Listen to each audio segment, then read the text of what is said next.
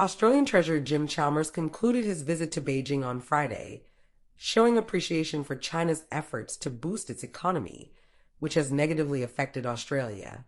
This trip is significant as it's the first by an Australian treasurer to China in 7 years, marking a thaw in their previously tense relations.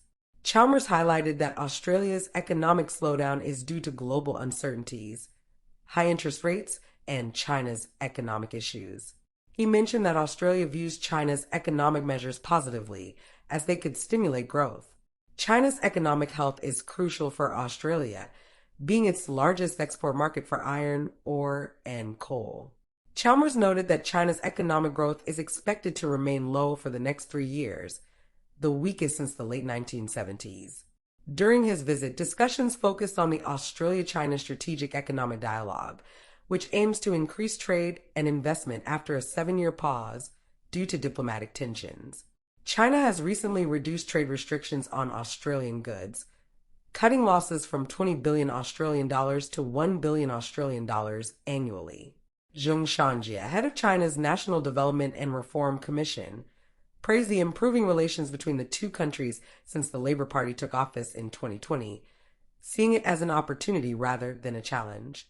He emphasized the importance of economic cooperation in uncertain times. Trade between Australia and China hit an all-time high last year, more than double the figures from when they signed a free trade agreement in 2015. Chalmers was expected to discuss China's import restrictions on Australian lobsters and beef, while the Chinese delegation would likely express concerns about Australia's foreign investment rules. China's interest in investing in Australian critical minerals is complicated by Australia's cooperation with the U.S. on security concerns about China's potential dominance in this area. Recently, Chalmers directed 5 Chinese companies to divest from Northern Minerals, a rare earth mining company, citing national interests.